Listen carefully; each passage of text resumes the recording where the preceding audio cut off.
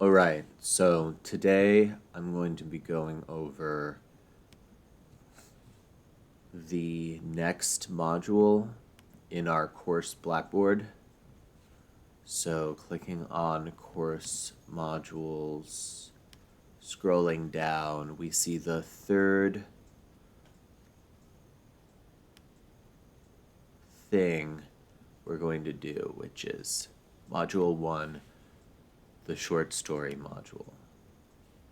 All right, so when we click on that folder, we see a bunch of other folders. So I'll go through these one at a time just so that everybody is on the same page.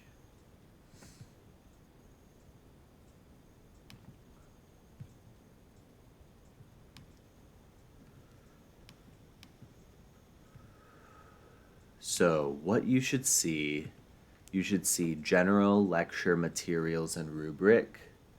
You should see Norton Lessons, model essays, the reader response folder, reading quizzes, group activities, and the folder that says submit essays in this folder. So, going to the first folder, general lecture materials and rubric. So what you'll find in here are the directions for your short story essay, and you'll find literary criticism lessons. So if you click on your short story essay directions, you'll see a general description of the short story essay. This is going to be our first essay for the course. It's going to be over the short stories that we read, or rather over a short story of your choice. So the essay can focus on any of the stories we have read this semester, but it may not use the same approach as one of the student models in the textbook. The essay needs to be 750 to 1250 words. And here are some story choices you could use. So the essay must discuss a theme in terms of 2 or 3 literary elements within the story. The essay may focus on characterization primarily, but if it does, it needs to show how figurative language, such as imagery and metaphors, help to develop the theme. Secondary sources are not required, but if the essay uses secondary sources, they need to be documented correctly with in-text citations and a works cited entry for each source. The essay should have works cited with the story on it. See the MLA section in the little seagull. The essay should include in-text citations for the passages from the short story. See the MLA section in the little seagull. The essay must quote from the story which it discusses, and the essay should not have more than one block quotation. That's the long quotations put in blocks. And the sample research paper on 1992, the sample essays in this course, and the sample writing on page 39 are good models for the assignment. So look at those if you have any further questions. So here's some helpful steps to go through. So firstly, you might engage the writing process for your short story. You might write the complete draft using the ACEs method that we've discussed, or one of these other methods.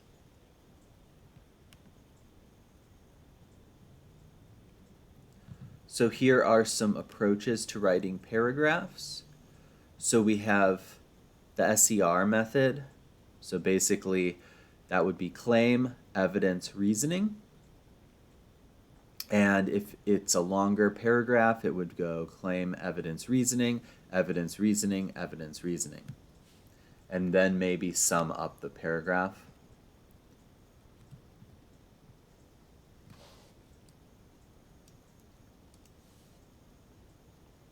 Next, the ACEs method. So that method is answer the question, cite the evidence, explain the evidence, and summarize a deeper understanding of the topic as a result of the analysis done by the paragraph. And for a longer paragraph, you might repeat that. So A, C, so it would be answer, cite, explain, cite, explain, cite, explain, summarize. The seven sentence excuse me, the 7-sentence academic paragraph. So for this one, this structure is topic sentence, concrete detail, commentary, summarize, commentary, summarize, concrete detail, commentary, and concluding sentence.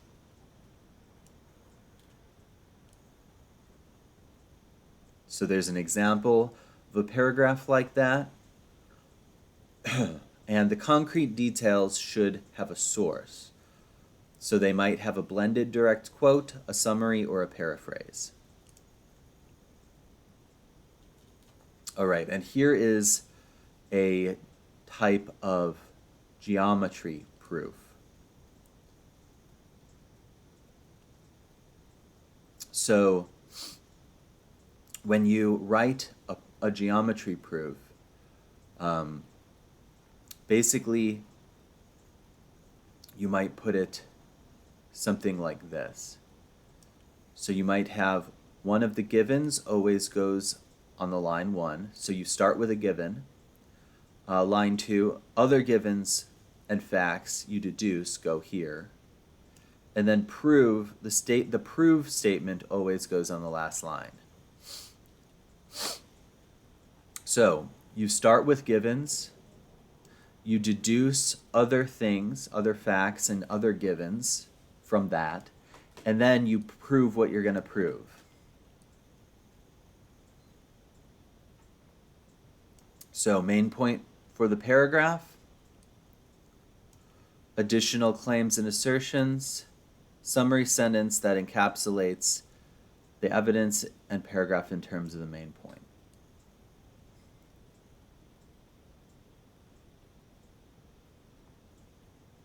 So notice though that for these, you also want to have on this side justifications, and you want to have evidence. So every time you make a point, you make a given, you want to have some justification. The justification will likely come in the form of evidence. That evidence will likely come in the form of some citation. All right, so that's a basic summary of how you might go about writing the paragraphs for your short story essay. So going back to the beginning, the basics is that it's a 750 to 1250 word essay over one of the themes in one of the short stories in your book. So here will be the essay rubric. So just opening this up, this is going to be the rubric for the essay not using research. We already went over this briefly, so I won't go over it again. But basically this is going to be graded on content, organization, style, grammar, and MLA formatting. So if you want more details about what I'll be looking for, you can look at this essay rubric. So the next thing that you'll find here. You'll find a PDF copy of The Storm, which is one of the short stories assigned. You'll also find integrating quotations from the primary text into a literary analysis. So this is instructions about how to integrate sources. So we'll go through that briefly. So the overview, you want to use signal phrases to integrate literary quotations. You can use a signal phrase such as "the author writes" and follow the phrase with a comma. You can also use a complete sentence. So for example, character name is blank when he or she blank, and then follow that complete sentence with a colon or a signal phrase, which introduces the quotation. So the complete sentence introduction is better because it provides context for the passage you're quoting. So the more context you give, the better we will be able to understand what you're quoting. And don't use sophisticated signal launch phrases more often than not, because it can just become needlessly confusing. All right. So use a single phrase with a strong verb. Use a full sentence to integrate. Use a phrase to integrate. So here's an example of the former. Use a full sentence. So Mama describes her frequent dream, colon. And then here we have a long quotation of her dream. And then we have the citation for it, right? The in-text citation. Now here is a phrase to integrate the quotation. We have a sentence, Mama and Maggie have prepared their home for Dee's visit. And then we have a short phrase, Mama says, and that introduces the quote, followed by the in-text citation. After the citation, you always want to follow the quote and citation with analysis, right? Always with analysis. So what does the quote do? Does it reveal something? Does it convey something, display something, make known something? Does it demonstrate, show, display, illustrate, illuminate, present, indicate, or establish? What does the quote do? If you can't tell me what the quote does, then it probably should not be in your essay. So here's some examples. So these examples are an analysis of the corresponding quote. Mama's dream about Dee's visit reveals the tension that exists between Dee and her. That tension only becomes more pronounced when Dee arrives. Or, this description of the yard conveys the humility and simplicity of Mama and Maggie's lifestyle, while also showing that they value what they have. So that's essentially how you might integrate quotations. So here, the next link we have is a link to a YouTube video of Raymond Carver's Cathedral. The next link we have is the quote sandwich method. So what's the quote sandwich method? We have, where did I get that quote? So we have something starting off the quote, so according to X. And then we have the quote or an example, the direct quote or indirect quote. And then finally we have an explanation of that quote and the source. This shows that. So in your essay, it might read something like, according to X, quote, blah, blah, blah. This shows that something, something. And that's being used to develop your argument in your essay. Next, we have several approaches to writing paragraphs. So we actually already went through these. There's the SER method, the ACES method, seven sentence paragraph. We didn't go through this one, but we went through the geometry proof, and we looked at, we haven't gone through this one, so I'll go through those two. So the alternate numbering approach.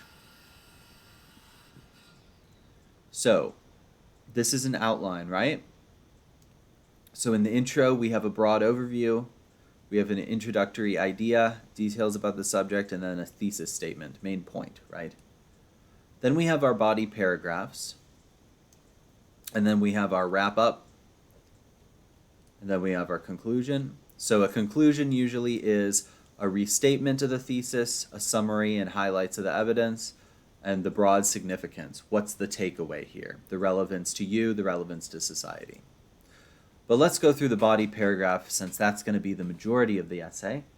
So in the body paragraph, you usually have a topic sentence. So this is going to be the main point of that paragraph. And the topic sentence should always link the thesis back to that. It should always link the paragraph back to the thesis. So you could elaborate on this topic sentence if you need to. But then we want to do concrete evidence. We want to add analysis or explanation of the evidence, maybe more concrete evidence and more analysis, more concrete evidence and more analysis, and then wrap all of this up by bringing it back to the main point, which you have proven as a result of all of this concrete evidence.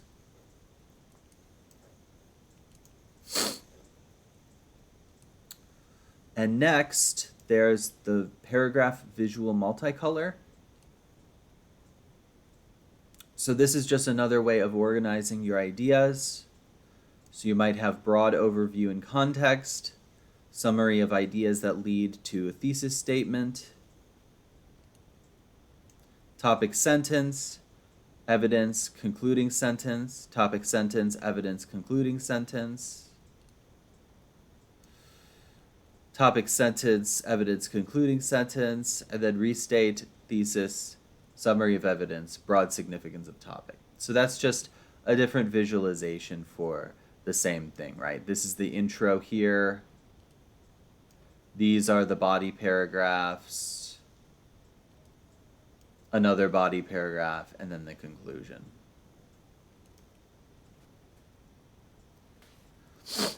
So next thing, we'll talk about themes, and we'll talk about improving a literary analysis. So first of all, what is a theme? So the theme is the underlying idea in a literary work, an underlying idea, right? What the work means to you. But it has to be supported by the elements in the text. So it can't just be anything.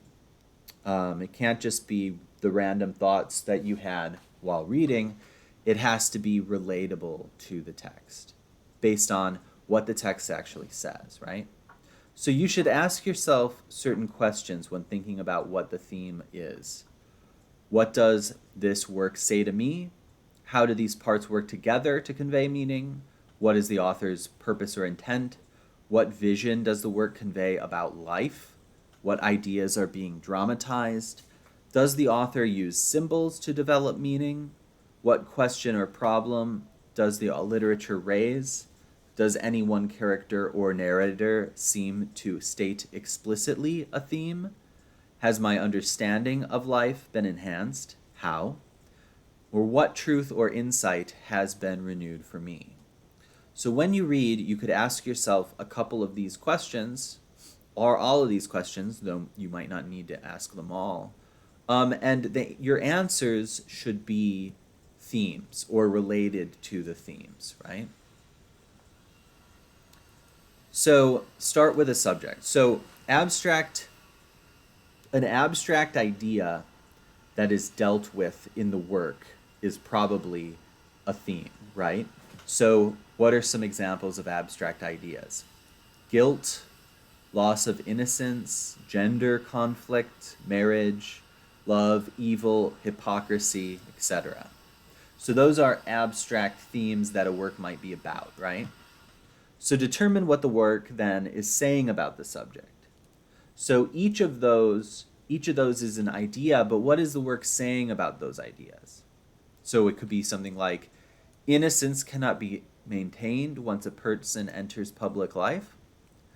Gender conflicts often create the basis for communal strife. Guilt can cause a person to plunge into insanity. Marriage can cause people to lose sight of their individuality. Love provides the foundation for many people's choices. The joy of love makes the pain worthwhile, or hypocrisy finds its way into most social institutions. So, we have those main ideas, right? Those are the subjects of the sentence, but then we're saying something about the subject, right? We're making a claim about it. Now, these themes, as stated like this, can then become a thesis statement. So, innocence cannot be maintained once a person enters public life. That could be a thesis statement about the story. The story shows this. And then you would find evidence in the story to give yourself support for that thesis. Testing a theme. So here are some ways we might ask ourselves if that's the theme. So does the title reveal anything about the theme? Does an epigraph suggest possible meaning? Does irony help reveal theme? What major conflicts give rise to the theme? What imagery enhances the theme or the meaning? What actions reveal the theme? And does tone contribute to the theme? So most of these are literary elements, right? Things like tone, actions, imagery, conflict, irony, epigraph. So that's just the little, what might be a little quote or something that comes before the text that gives you some kind of an idea going into the text. If you see the story start off with a quote, the quote might lend you a perspective on the rest of the story, right? And the same with the title too. The title functions in that way. When you read the title, you contextualize the rest of the story in terms of that title, right?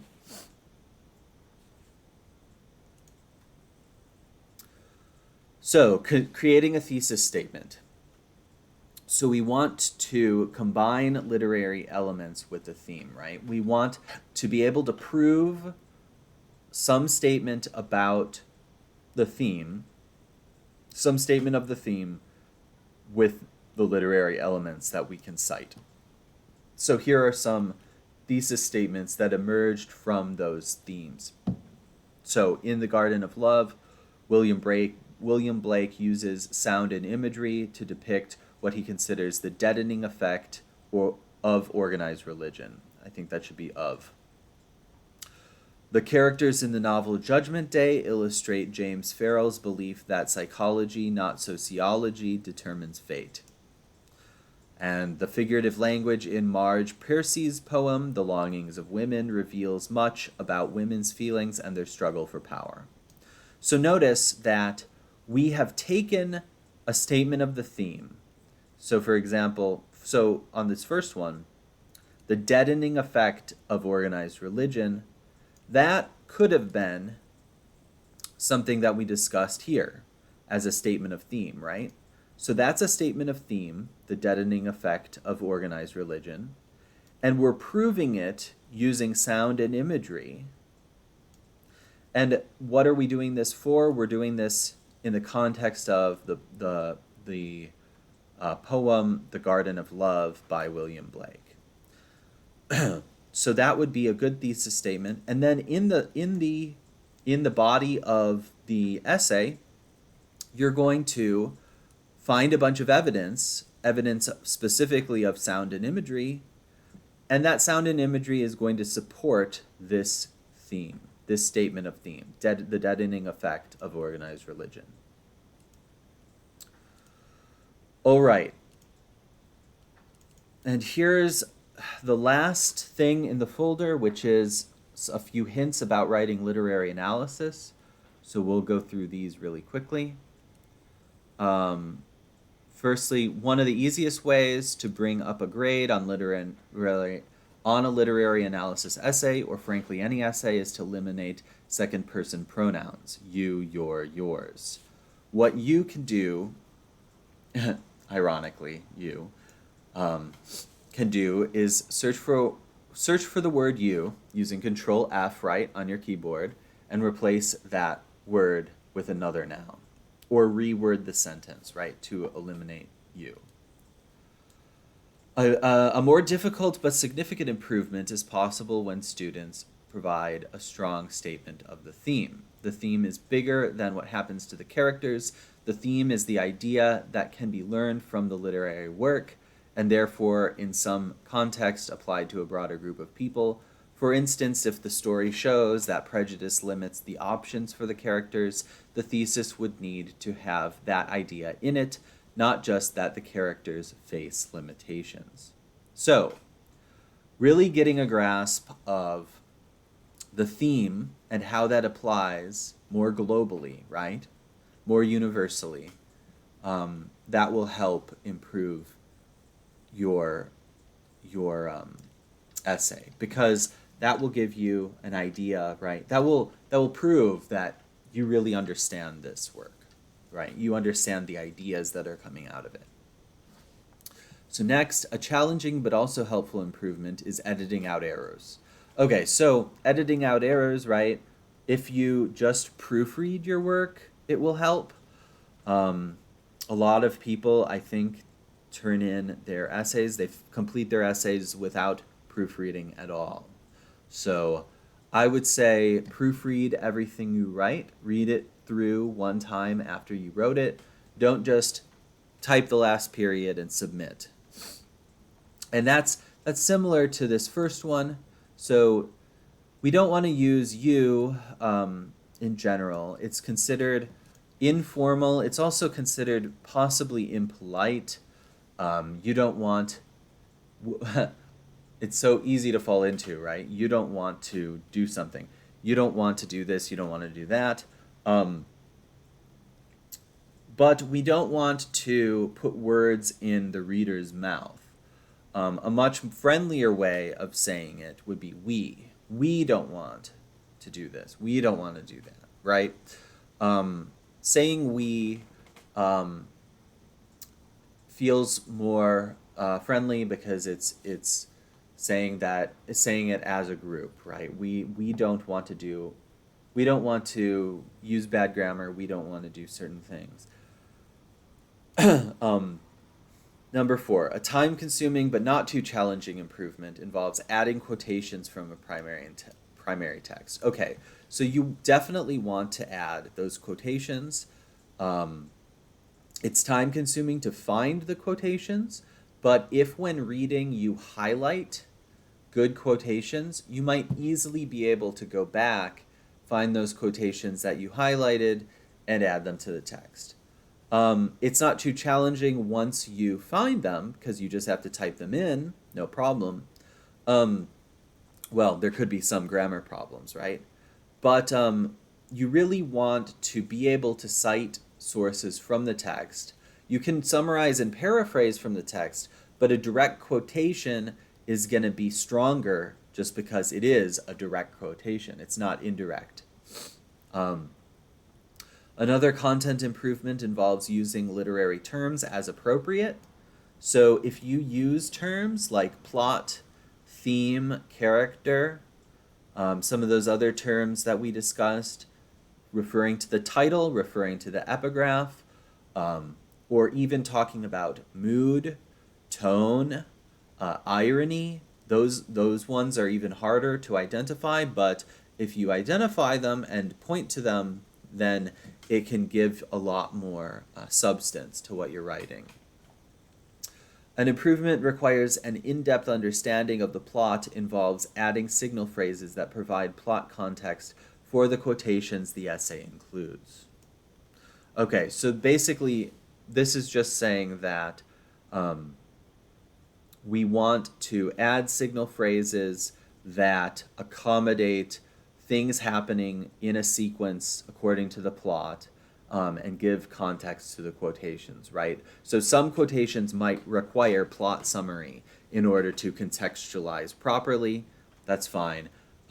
If you just quote something without putting it in its place in the plot, it might not be as clear and might be as quite as convincing as it would be otherwise. Also, I think a literary analysis essay is stronger when it states the theme as a clause rather than a noun plus prepositional phrase, because a clause has a subject and a verb. So this is just to say that when we state a theme, so a theme might be something like, innocence is fragile. So that's a subject and a verb, right? Innocence is fragile. Whereas we could state it as a noun plus a prepositional phrase, the fragility of innocence. That's a noun plus a prepositional phrase. So stating it as a clause tends to be stronger because it's a direct action being made, right? That's what a clause has, is the subject and the verb. All right, so that is our first folder. Now let's move on to literary criticism lessons. So in here, we have two more folders, literary analysis and checklists. So there are quite a few things to discuss about themes, and there's checklists that you might go through while writing to avoid mistakes. So let's start by going over themes. Actually, we've already gone over this one. So let's look at some conventional themes. All right, so stories might have conventional themes in the sense that the theme or its central idea is rarely stated explicitly. The theme is conveyed through the selection and arrangement of details, through the emphasis of certain words, events, or images, and through the action and reaction of characters. So for example, or one central theme may dominate a literary work, though many works explore multiple different themes or ideas. So for example, Mark Twain's Huckleberry Finn may have a central theme that an individual's innate sense of right and wrong is superior to society's artificial, sometimes unnatural values. How can we prove this? Well, the main character, Huck, gains a growing awareness of this idea by witnessing feuds, duels, and other manners of human folly. He then makes a decision to help his friend Jim, a slave, escape from slavery despite the fact that society, as well as his own conscience, condemns this action. However, Huckleberry Finn also examines other themes. So for example, throughout the novel, Twain criticizes many of the ideas that prevailed in the pre-Civil War South, such as racism and religious hypocrisy. So here are some conventional themes that might appear. A character's loss of innocence, the conflict between an individual's values and the values of society, the individual's quest for spiritual enlightenment, the making of the artist, the nostalgia for a vanished past, the disillusionment of adulthood, the pain of love, the struggle of women for equality, the conflict between parents and children, the clash between civilization and the wilderness, the evils of unchecked ambition, the inevitability of fate, the impact of the past on the present, the conflict between human beings and machines, or the tension between the ideal and actual realms of experience. So, some things to note: a culture's history, or a region's geography maybe, or a country's social structure can suggest unique ways of developing conventional themes. That's because the assumptions, concerns, values, ideals, and beliefs of a particular country or society, or of a particular group within that society, can help to determine the themes that writers choose to explore. So if you're born into America, you might explore themes of freedom more than if you're born into a country that's not America, that doesn't value freedom as much, right?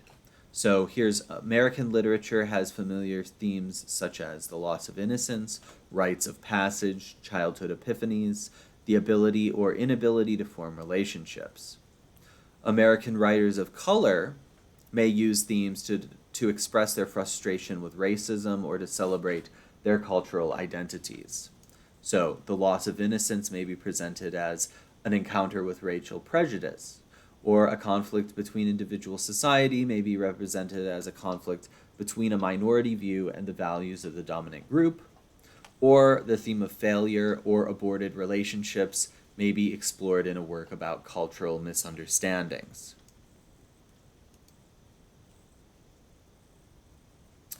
All right, so next we'll look at interpreting literature.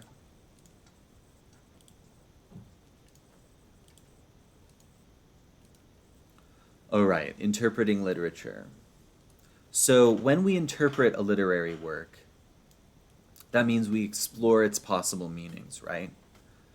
A common idea about reading a literary work is that its meaning lies buried somewhere within it, waiting to be unearthed. A different model of the reading process has emerged and takes into consideration the reader as well as the work he or she is interpreting. Many critics consider the reading process interactive, where the meaning is created through the reader's interaction with the text. So there might be meaning in the work, but you might also bring your own meaning to the work as well, right? A work supplies facts, which is the information that enables a reader to follow the plot of the story, the action of a play, or the development of a poem. The work itself will provide factual details about the setting, about the characters' names, ages, and appearances, and about the sequence of events. A work also conveys the social, political, class, and gender attitudes of the writer. So a work may often have an overt feminist or working class bias, or subtle or obvious political agenda. It may confirm or challenge contemporary attitudes. It may communicate a writer's nostalgia for a vanished past, or an outrage at a corrupt present. It may make an elitist, distant view of characters and events, or present a sympathetic perspective. A work also includes assumptions about literary conventions.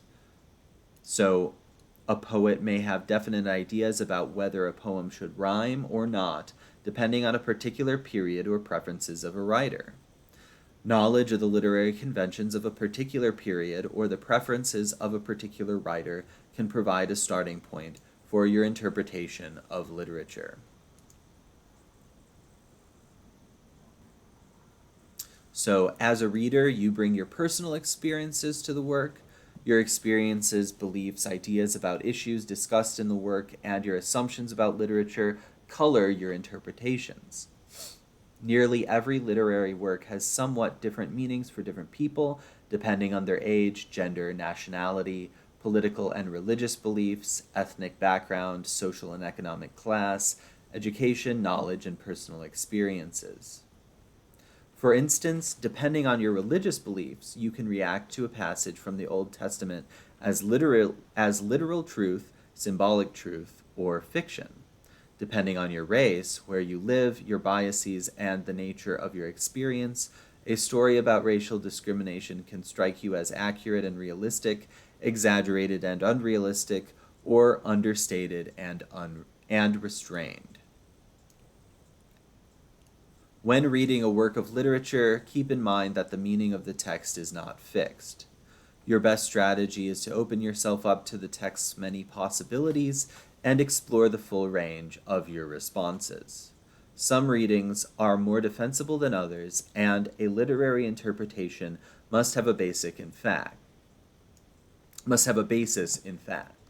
For example, Shirley Jackson's The Lottery is a 1948 short story in which a randomly chosen victim is stoned to death by her neighbors, and it would be reasonable to conclude that the ceremonial aspects of the lottery suggest a pagan ritual.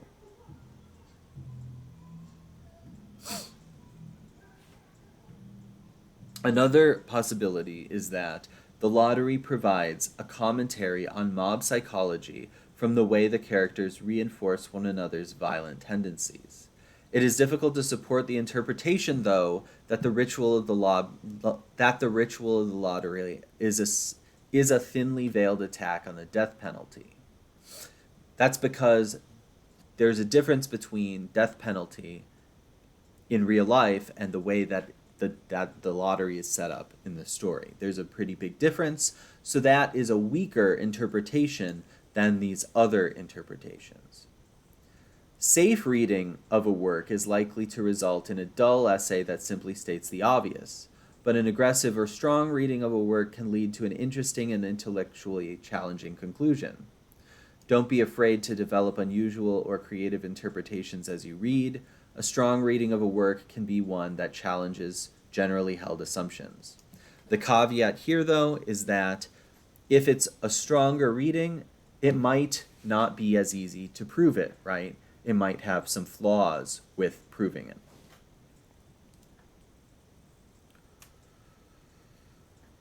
All right, and we've already gone through what an ACES paragraph looks like.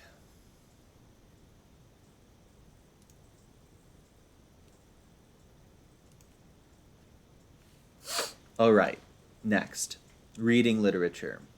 So when we read literature, we want to be active readers. So active reading means that participating in the reading process.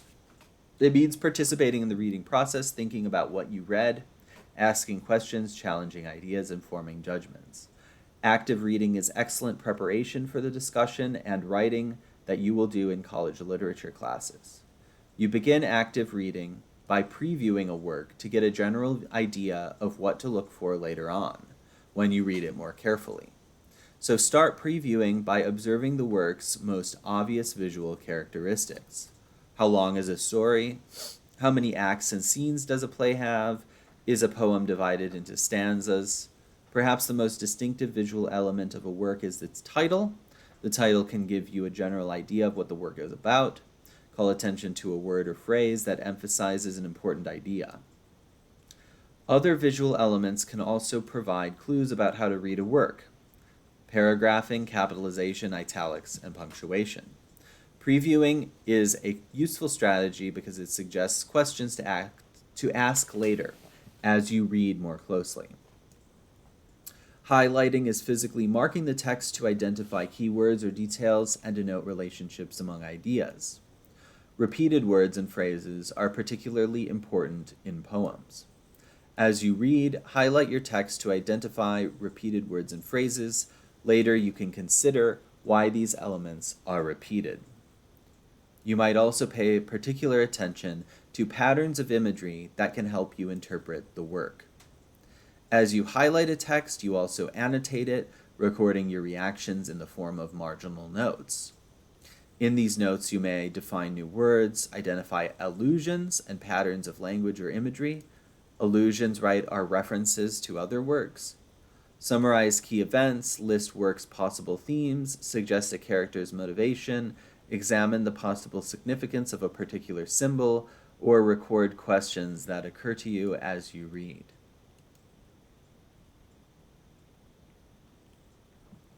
So, let's talk a little bit more about writing about literature. So writing about literature is an idiosyncratic process. So many activities occur at once, right? But there are phases. So planning, drafting, and revising and editing are the phases.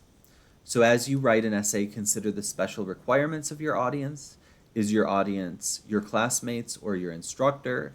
Can you assume your readers are familiar with your essay's topic and any technical terms you may use? Should you include brief plot summaries or definitions of key terms? So you need to follow specific conventions that apply specifically to writing about literature. Conventions are procedures that by habitual use have become accepted practice. So these might be matters of style, format, and other things, right? You may write with a single purpose, or you might write with more than one purpose. So you might try to respond, to discover and express your reactions to a work. You might write to interpret, to explain a work's possible meanings. You may write to evaluate, to assess the work's literary merits, or to make a literary argument, to persuade. Now, before you begin writing, we should make certain that we understand the assignment. Do you know how much time you have to complete the essay? Are you expected to rely on your own ideas, or are you able to consult outside sources? Is your essay to focus on a specific work or on a particular element of literature? Do you have to write on an assigned topic, or are you free to choose? How long should your essay be? Do you understand exactly what the assignment is asking you to do?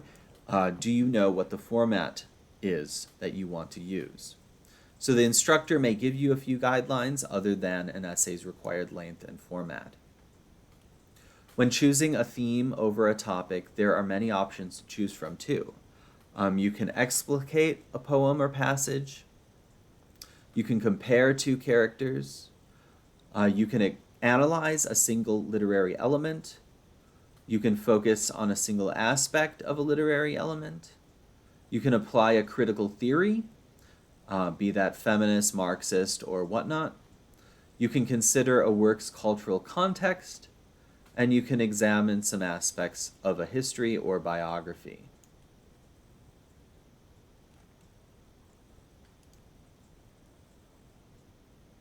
So, when you come up with ideas, the idea you come up with, as you highlighted and annotated, can formulate a statement that will be the central idea of your essay, and will help you find material that can support this statement. You can further write freely, you can free write to support material by writing on a topic for a given period of time without pausing. This is just a way to get the ideas out, right? You don't consider style, structure, or content, you just free write. You could discuss the idea with others, if that helps you formulate ideas, or you could do research and find supporting material. So brainstorming and keeping a journal are helpful at this stage. When you brainstorm, you record ideas, single words and phrases and sentences as they occur to you. You can record ideas in a journal as well, if any of you keep a journal. So you could expand marginal annotations, record your responses to works you have read, note questions, explore emerging ideas, experiment with possible topics, try to paraphrase or summarize difficult concepts, or speculate about a work's ambiguities. Ambiguities being those parts in the work that maybe don't make sense, maybe contradict each other. So the thesis statement that you come up with, it's usually a single idea expressed in a single sentence that the rest of the essay will be supporting. The idea should emerge logically out of your highlighting, annotating, and brainstorming. You'll eventually write a thesis and support essay, so that's going to be, our first essay is going to be that kind of essay, the short story essay, thesis and support. Stating your thesis in your introduction, supporting the thesis in the body paragraph, and reinforcing the thesis in your conclusion. An effective thesis statement tells readers what your essay will discuss and how you will approach your material. In addition to being specific, your thesis statement should give your readers an accurate sense of the scope and direction of the essay. Sometimes your beginning thesis is changed as you write, making sure your body paragraphs correlate to your new thesis. So if you have to modify your thesis as you write, just make sure that the new thesis, as it's stated, is now the new thing that your body paragraphs are supporting. So before your first draft, take these steps. 1, make sure you have collected enough information to support the thesis. 2, see if the work includes any details that contradict your thesis. And 3, consider whether you need to use outside sources to help support your thesis. So when you revise, you go over your draft again to check for errors and maybe reorder or rewrite substantial portions of your essay.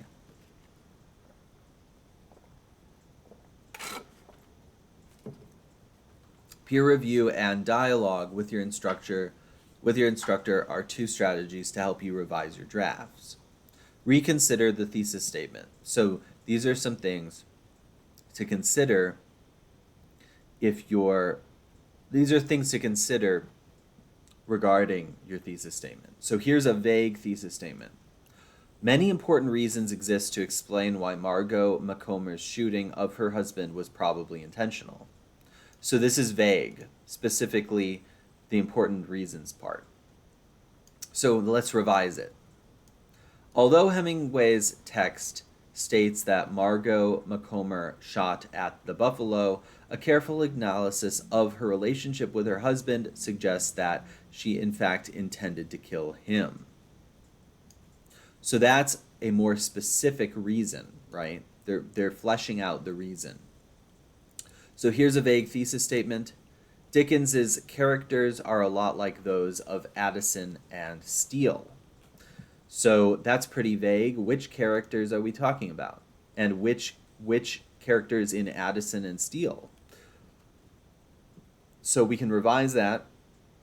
With their familiar physical and moral traits, Dickens' minor characters are similar to the characters created by 18th century essayists Joseph Addison and Richard Steele for the newspaper The Spectator. Okay, so now we're specifically talking about minor characters, and we're talking about their familiar physical and moral traits. So we've gotten more specific. We've also fleshed out who Joseph Addison and Richard Steele are. So we also want to assess the appropriateness of your supporting ideas and consider whether you are presenting enough support.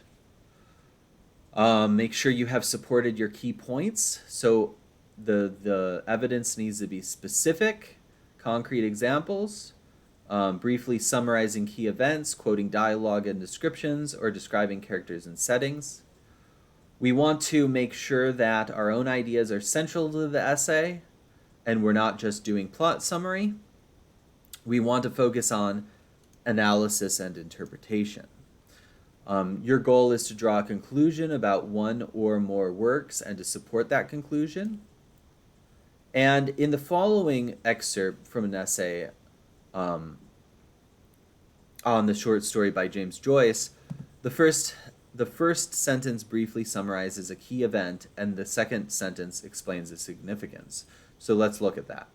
At the end of James Joyce's Counterparts, when Farrington returns home after a day of frustration and abuse at work, his reaction is to strike out at his son Tom. This act shows that although he and his son are similarly victimized, Farrington is also the counterpart of his tyrannical boss. So, we have the first sentence, and then and that's an example from the text. Then we have the next sentence, which gives an analysis of what it shows, right? Oh, then we have, so we have to think about topic sentences. So topic sentences present main ideas for the body paragraphs. They make sure that each topic sentence is clearly worded and that it signals the direction of the discussion. So we want to be careful, especially to avoid abstractions, vague generalities, words and phrases like involves, deals with, concerns, revolves around, and pertains to. These are more likely to make the topic sentences wordy and imprecise. So let's look at some vague topic sentences and then revise them. So here's vague. One similarity involves the dominance of men by women. So that's vague, right? Revised. In both stories, a man is dominated by a woman. Vague. There is one reason for the fact that Jay Gatsby remains a mystery. Revised. Because The Great Gatsby is narrated by the outsider Nick Carraway, Jay Gatsby himself remains a mystery. So we can see how those are more specific in their statements of the topic. So when revising topic sentences that are intended to move readers from one section of the essay to another, be sure the relationship between the ideas they link is clear. A topic sentence should include transitions that look back at the previous paragraphs as well. So this one might be unclear. Now the poem's imagery will be discussed, so we can revise that. Another reason for the poem's effectiveness is its unusual imagery.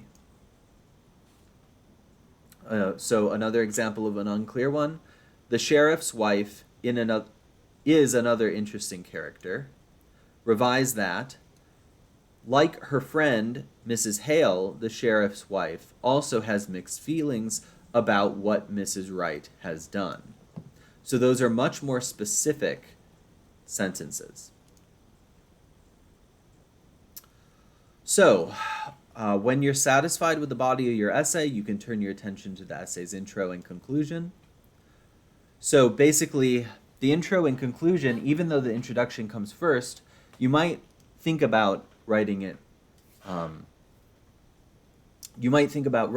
revising it after you've finished your body essay, so you can include some details.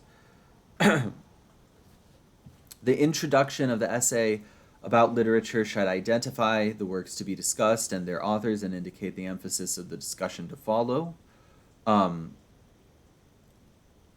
Depending on the purpose of the essay's topic, you might want to provide some historical background or biographical information or discuss a work in relation. So you might want to introduce the topic.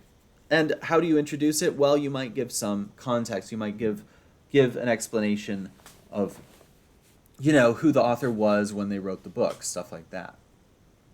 So here's an example of a potential introduction. Revenge, which is defined as a chance to retaliate, get satisfaction, take vengeance, or inflict damage or injury in return for insult, injury, etc., is a major theme in many of the stories we have read. The stories that will be discussed here deal with a variety of ways to seek revenge. In my essay, I will consider some of these differences. So that's a draft, but how can we make that better? So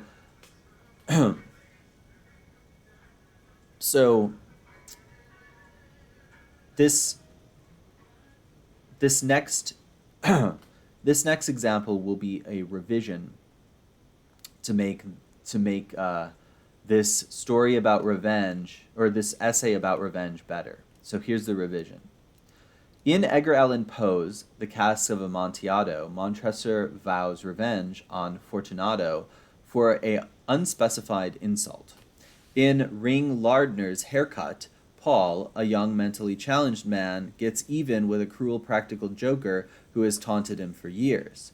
Both of these stories present characters who seek revenge, and both stories end in murder. However, the murderer's motivations are presented very differently. In Haircut, the narrator is unaware of the significance of many events, and his ignorance helps create sympathy for the murderer. In The Cask of Amontillado, where the narrator is actually the murderer, Montresor's inability to offer a convincing motive turns the reader against him. So, in both of these cases, in this one, we're introducing this essay about revenge. But this one is firstly vague. We don't know who we're writing about. We've defined the term revenge, but I don't think anybody needs the term revenge defined. In general, we know what revenge is. I think that's a pretty common word. And it doesn't really tell you what we're going to be discussing in the essay. This one definitely defines the authors and the characters and the stories and the themes. So in conclusion, in your conclusion, moving on from introduction, you reinforce your thesis and perhaps sum up your essay's main points. Then you make a graceful exit. So here's a drafted version of what a conclusion might look like. So, although the characters of Montresor and Paul were created by different authors at different times, they do have similar motives and goals. However, they are portrayed very differently. So that's one possible conclusion, but let's revise it to make it better. What is significant is not whether each murderer's acts is justified, but rather how each murderer and each victim is portrayed by the narrator. Montresor, driven by a thirst to avenge 1,000 injuries, as well as a final insult, is shown to be sadistic and unrepentant. In Haircut, it is Jim, the victim, whose sadism and lack of remorse are revealed to the reader. So this is a much more specific conclusion that summarizes the argument, right? So focus on the individual sentences and words of the essay. Begin by evaluating the transitions, the words and phrases that link the sentences and paragraphs. We want to make sure everything in the essay flows. So how do you do that? You make sure things transition from one part to another with the proper transitions. When you're satisfied with the clarity and appropriateness of your essay's transitions, consider sentence variety and word choice. Be sure you have varied your sentence structure. You'll bore the readers if all your sentences begin with the same subject.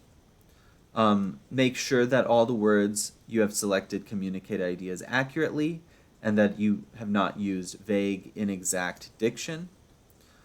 For example, saying that a character is bad is not as helpful as describing him or her as ruthless, conniving, or malicious. Eliminate subjective expressions such as I think, in my opinion, I believe, it seems to me, and I feel. These phrases weaken the essay by suggesting that its ideas are only your own opinions and don't have any objective validity. But we want evidence for our opinions, right? We want concrete facts and evidence, so it's not just about your opinions. So we don't want to make it feel like it's about your opinions. Make certain that all references to sources are integrated smoothly into your sentences and that all information that is not your own is documented appropriately. Once you have finished revising, you edit and make certain that your essay's grammar, punctuation, spelling, and mechanics are correct. Always run a spell check, but remember that you still have to proofread and look carefully for errors that the spell checker will not identify. So always reread your essay, even if you spell checked it. You will find stuff. It's very easy just to make silly mistakes and not see them, right? And that's it for writing about literature. So let's look now at some analytic verbs. So these are some verbs that you might use when you're writing your analysis. So you might write displays, shows, illustrates, conveys, reveals, exhibits, indicates, demonstrates, establishes. So what do? You introduce a quote, then you put the quote, and then what does the quote show? What does the quote display? What does the quote illustrate? You'll say what your interpretation of that quote is based on what you see the quote doing and how it supports your topic. All right, so that's literary analysis.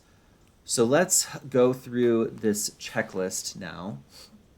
So the first checklist, avoiding unintentional plagiarism, and then we'll look at the rest of the checklists as well.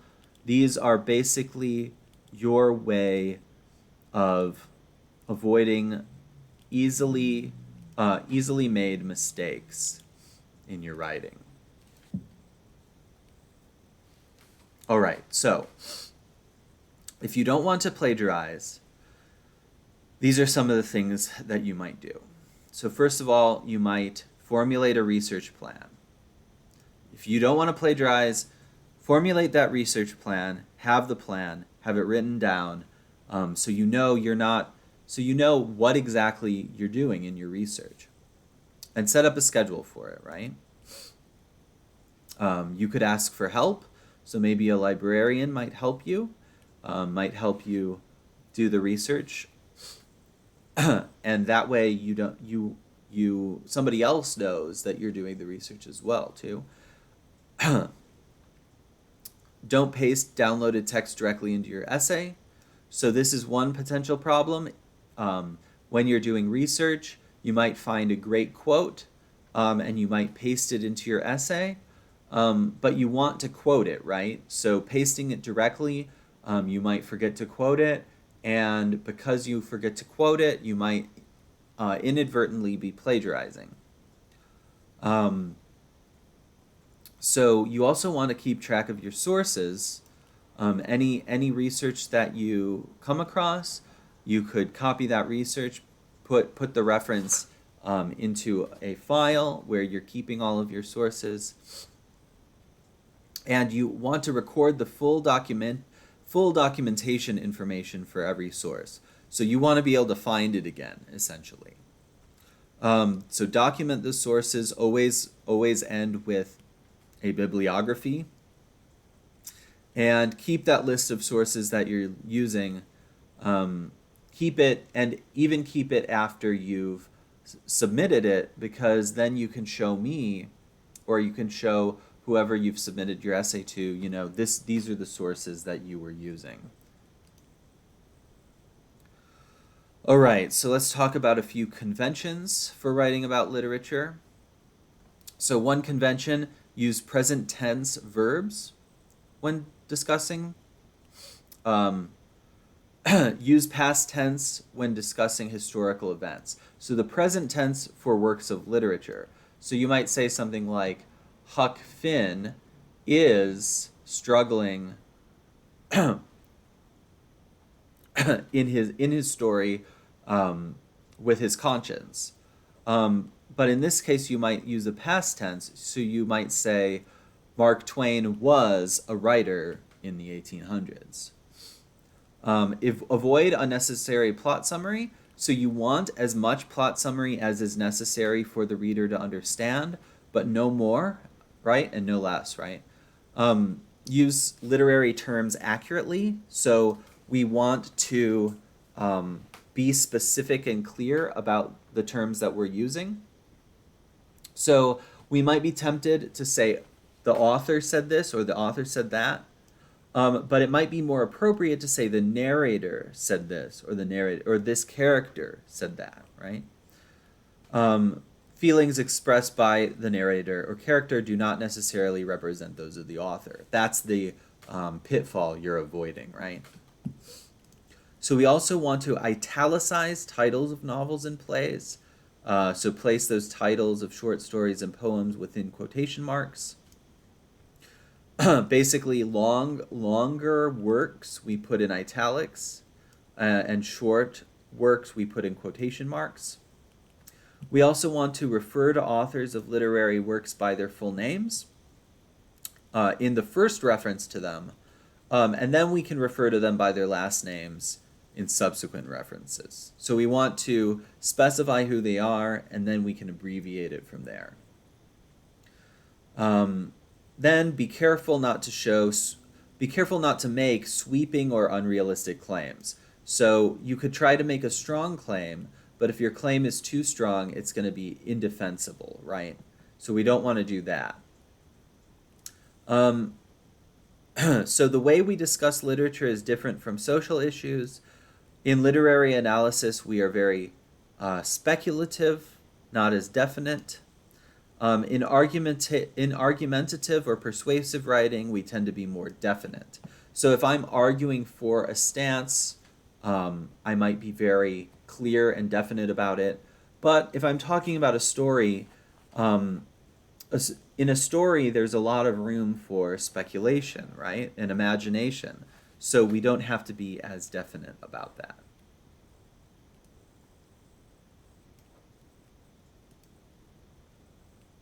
All right, so here are some questions to consider for literary criticism. So, what is the main point of the text you're reading? That's a good question to start with. Does the critic supply enough examples to support his or her conclusions? We want examples to support our conclusions, right? Does the critic acknowledge and refute the most obvious arguments against the position? So we want to account for potential counter-arguments, right?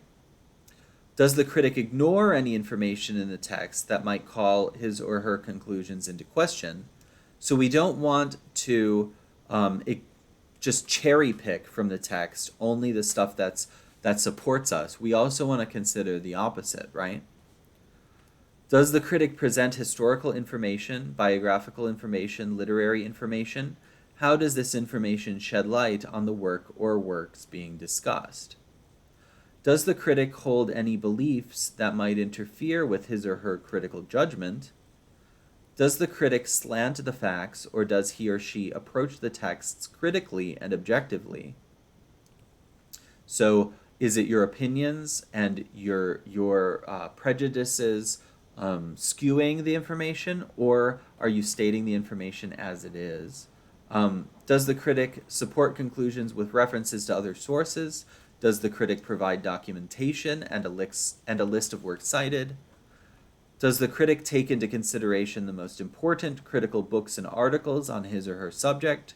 Are there works that should have been mentioned but were not? Do other critics mention the source that you are reading? Do they agree or disagree with its conclusions?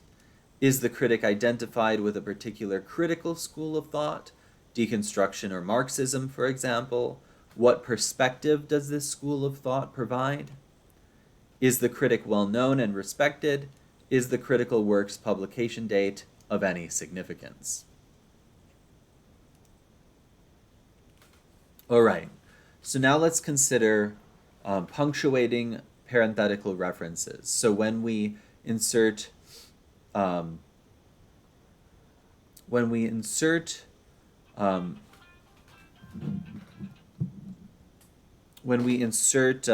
references in our essay, we want to make sure we punctuate them correctly. So for paraphrases and summaries, we want the parenthetical reference after the last word of the sentence and before the final punctuation. So that's right here.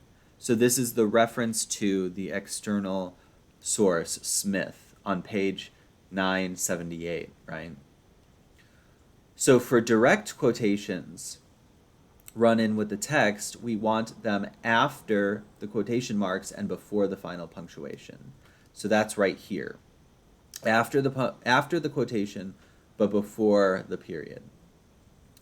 And for quotations set off from the text, we want to omit the quotation marks and put the parenthetical reference one space after the final punctuation.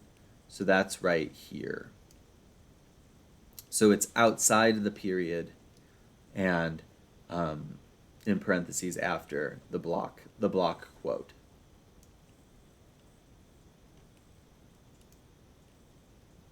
All right. So when we're writing an essay, one of the things to consider is our point of view. So a point of view could be first person. So we would use I or we. I would be the singular, we would be the plural. So it could be a major character telling his or her own story, or minor characters as witnesses. The third person narrator uses he, she, or they. So there's the possibility of it being omniscient. They're able to move at will from character to character and comment on them. Limited omniscient, so it restricts focus to a single character. And objective or dramatic simply reports the dialogue and actions of characters.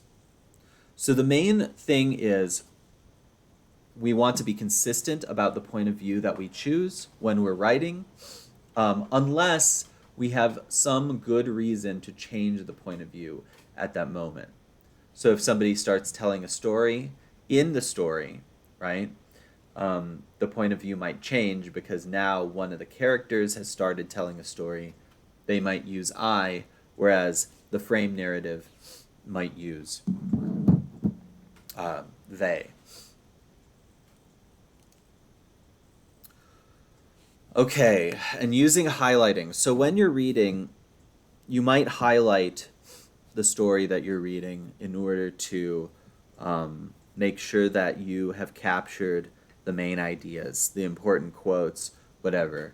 So you might underline important ideas. You might box or circle words and phrases or images that you want to think about more. You might put question marks besides confusing passages, unfamiliar references, or words that need to be defined. You might circle related words or ideas or images and draw lines to connect them. You might number incidents that occur in sequence. You might mark a portion of the text with a vertical line in the margin, or star a particularly important idea. These are all ways to organize your own thoughts about the text and then refer back to it later.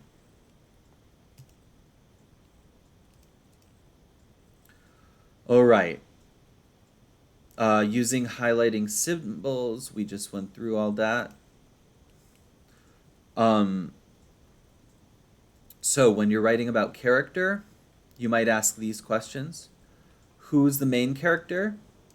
What are the other major characters? Who are their minor characters? What are their roles? How might the story be different without them? What do they look like? Is physical appearance important to the characters? What are their personality traits? What are their likes and dislikes, strengths and weaknesses?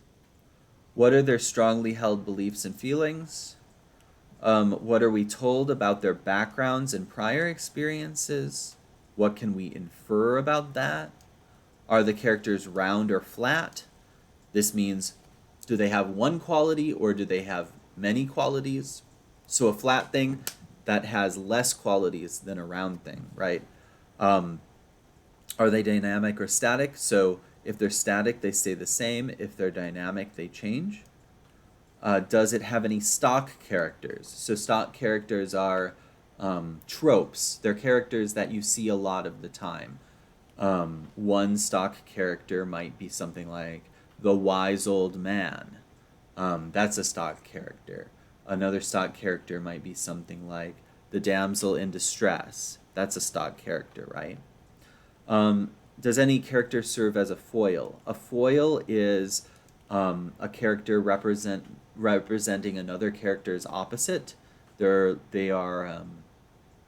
meant to sort of be a stand-in for that character, or to make us reflect upon that other character. Do characters act in a way that's consistent with how readers expect them to act? Or are you surprised? And are characters sympathetic or not sympathetic? And finally, writing about point of view. So what is the dominant point of view of the story? Is the narrator a character? Is the narrator a participant in the story or just a witness? Does the story have a point of view that creates irony? That could be something like if the narrator knows something that the characters don't know, or if we know something the narrator doesn't know. If it's a first-person narrator, are they reliable or unreliable? Are they lying to us as readers? If it's third person, are they omniscient? Do they know everything? Or are they limited or objective in their perspective? And what advantages does the story's point of view have? What are the disadvantages? And how does this relate to the theme? How does a point of view remain consistent through the story? Or does it shift? And how might a different point of view change the story? You might think, why did the writer decide to use this point of view when they could have used any point of view, right? All right, so that's literary criticism. So that is the general lecture materials and rubric folder. So the next folder is just the Norton Lessons. So this is a much shorter folder. In this folder, we have 4 lessons that I have assigned you guys. Basically, you just click on each one of these lessons and go through that lesson. So we have how an essay works, developing your thesis, the literary thesis, and using quotations. So in the next 2 weeks, you guys are just going to go through those and finish those up. And those will be, each one of those will be 1 point on your grade. After the Norton Lessons, we have model essays. So these are just 2 essays or 2 documents that I'll look at quickly. So this one isn't actually an essay. This one is an essay planning sheet. So basically on here we have comments related to the content and basically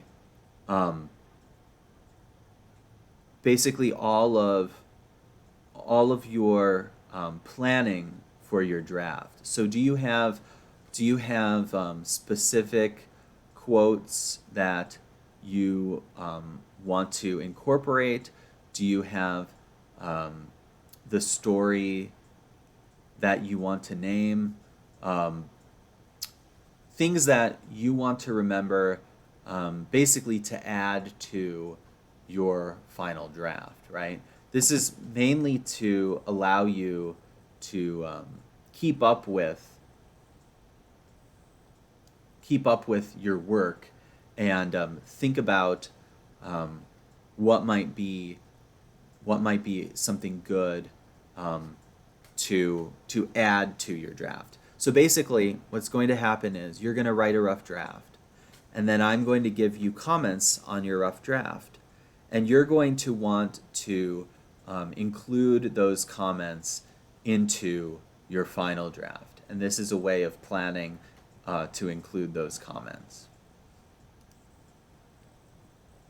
And then the short story final essay model. So this is an example of what a short story might look like. It's not a perfect example, but it looks like an analysis, right? It looks like an analysis of literary elements. So if you have questions about your work, you can look at this essay as an example of what an essay might look like, right? Obviously, you're going to have your own name and your name, my name, and the date and class up in the upper left corner, fitting with MLA style. But the general formatting and the general structure will be the same, right? Okay, so that's model essays. Now we have the reader response folder. So this is just the directions for doing a reader response. So basically, I've already assigned some reader responses for you guys. for every essay that we read, or I'm sorry, for every short story we read this week, we're going to do a reader response. You're going to be posting those here in the reader response discussion board so that we can all read each other's responses. So basically, you're going to read the text and annotate passages that strike you. The annotation just means that you write down words that catch your attention or sentences, passages that interest or confuse you. You may also make comments if there is something you would like to say in response to the text. You may even want a short summary of the text in order to remember the content. For this to work, you must complete this step while you read the text for the first time. And you may put those annotations directly in your textbook if that's how you like to do it. The next step, make a personal connection with the text. Explain what in your own life the text reminds you of. Then take a few minutes and review the annotations you made. Of the parts of the text you annotated, which are the most powerful? Make a list of just those words, phrases, sentences, or longer passages that resonated with you. Annotations may be text you liked or text you disliked. And then, now this is what you'll be writing and turning in. You'll write a short paragraph about the text as a whole. You may confirm, appreciate, argue, express frustration with what the author said, but explain why you felt the way you do. So basically, you'll write a short paragraph. It'll be about your personal connection with the text, and you'll use your annotations to reflect on why you felt that way about the text, to justify to us, this is how I felt about the text. These are the passages that led me to feel this way. So that's the directions for reader response. We also have some reading quizzes here. We have one reading quiz for the cathedral. So when you click on this, you'll just be taken to a quick quiz and be able to answer that for the cathedral. Next, we have the group activities tab.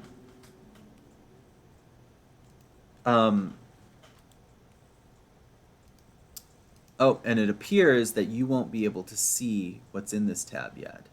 So let me exit from the student preview and show you what I can see.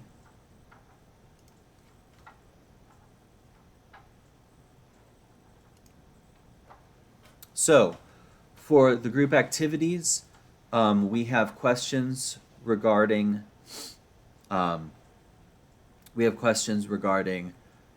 cathedral. We're going to write a group paragraph about the cathedral. We're also going to write a group paragraph about King of the Bingo game. And we're going to write a group paragraph about the other short stories that we read. So each one of these assignments you will be turning in here through this link. But you'll be writing this with your group. And you'll be answering one of these questions. So basically, now that I've seen that you guys probably couldn't see this before, I don't know why it's not viewable for you, but I'll investigate that in a minute. But I'll enable it to be viewable for you so you can get started on looking at writing your group paragraphs. And so when you do, you'll write the group paragraph based on one of these questions together. And I sent those group cloud drives with the folders in it for the different groups. So if you want to use one of those, that might be the easiest way to work together, setting up either a phone call or emailing each other to delegate to each other the work, but also leaving comments inside of those cloud drives. So that's the group activities. And finally, we have the last folder, which is the essay submission folder. So in here, we have a couple things. We have a pre-writing form, a partial draft form. We have a short story partial draft submission. So this right here is where you will submit your partial draft. So that will be the first draft that you make of your short story outline, or not outline, of your short story essay. You'll have the final essay planning sample, and then you'll have the final essay planning worksheet. So this is where you turn in the planning worksheet. And then here is where you will turn in the short story final draft. So when you're completely done revising your partial draft, you'll put it here. Okay, so let's go through the pre-writing form and the partial draft form and the final essay planning sample. All right. So the first one, which is the pre-writing form, this is just to help you think about your subject. So what element of the theme will the paragraph develop? What citations are you going to use? What citations are you going to use? What citations are you going to use? And how do you explain those citations, right?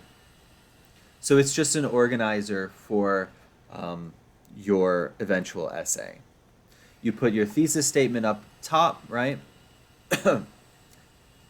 And each paragraph is going to have its own main idea and its own citations. Here's the partial draft form. So this is basically just an outline of what you might put. So we can see that this is based on the ACEs form of a body paragraph. So we start with our introduction, we put context, summary, transition, and thesis. Then we do each body paragraph introducing a main idea, supporting our thesis. And then finally we go to the conclusion, we restate the thesis, we summarize the overall evidence, and we connect it to a broader context, why this matters to you and me and the world. And the last thing, we have a works cited page. So for the short story, this will just be your textbook because we're just going to be quoting from the short story in our textbook. So you'll want to properly cite in MLA format that short story from the textbook that we're reading it from. The next one is the essay planning sheet. So I already showed you guys this. So basically, I said once you do your partial draft, I'll give you feedback, and then you'll plan on how you respond to that feedback and how you fix those things for the final draft.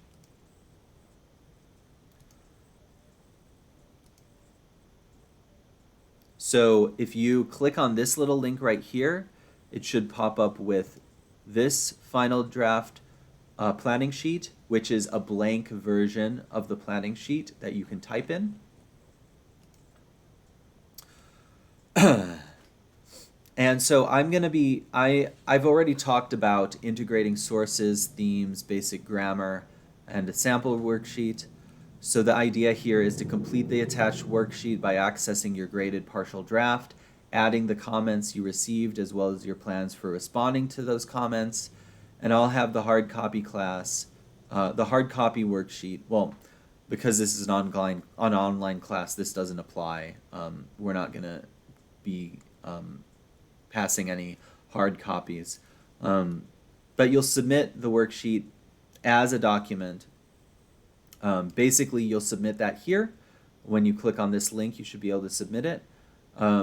And if you complete it by hand, which you're welcome to do, you could just take a picture and submit the picture here. This is a completion grade, so I just want you to submit it and complete it. What I really will be interested in is how you actually respond to those comments in your final draft. Because this is meant to do, the planning sheet, is to make you have a checklist for things you need to fix in your final draft of your short story essay. All right, and that's everything for this folder, the Submit Essays folder. And that is the entire short story module.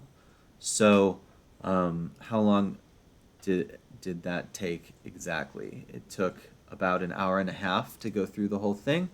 I hope that that's helpful for you. Maybe it clarified some things that you were confused about when just browsing the folder by yourself. If not, please ask me questions by email and I'll try to get back to you on that. All right, thank you.